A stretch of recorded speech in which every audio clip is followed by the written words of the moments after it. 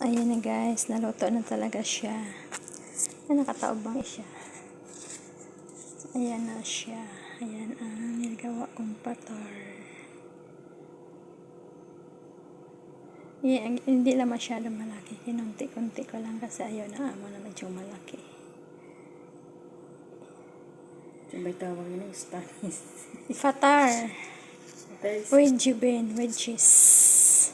Cheese ang palaman nito guys. Cheese pala ang palaman nito guys. Hindi ko nasabi na cheese ang palaman. Sa gitna nito guys, cheese. Ano lang to siya guys? Harina, sugar, powder milk, yes, oil, salt. At bago ko siya katapos na nilagay ng cheese siya lagyan ko siya ng butter. Ganyan ko siya ng butter. Tapos lagyan ng sesame. Yung sa Bisaya pa lunga. Linga. Di man gud linga, lunga man gud.